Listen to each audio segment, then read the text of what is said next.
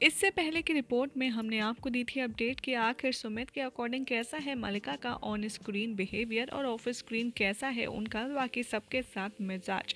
तो अब मलिका आखिर सुमित की नेचर के बारे में क्या कुछ रिवील करती नजर आई, ये आपको बताते हैं। सुमित की असल नेचर क्या है, मलिका ने बताते हुए कहा कि ये जो भी दिल में होता है वो बोल देते हैं। If he is happy then he is happy, if he is not then he is not. और जो काम है वही करो।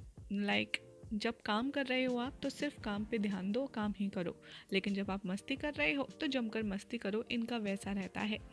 और जब सुमित ने कहा कि मैं इनसे पहली बार जब मिला था, अगर मैं इनके फर्स्ट इम्प्रेशन की बात करूँ और फर्स्ट मेमोरी की बात करूँ, तो हम पहली बार जब मिले थे तो हम मॉक शूट में मिले थे, जहाँ मलिका और मेरा पहले से ही औरों के साथ में मॉक शूट स्टार्ट हो चुका था। और मेरे साथ तो ऐसा था कि मलिका से पहले बहुत सारी लड़कियों के साथ मेरा मॉक शूट चल रहा था, और तब मलिका के साथ मॉक शूट हुआ तो मैं खुद अपनी टेंशन में था कि पता नहीं मैं खुद परफॉर्म कर पाऊँगा या नहीं, मेरा सिलेक्शन इस शो के लिए होगा या नहीं। तो इनके ऊपर ध्यान देने से ज़्यादा मैं अपनी ही टेंशन में था और ऐसी ही सारी बातें मेरे दिमाग में चल रही थी।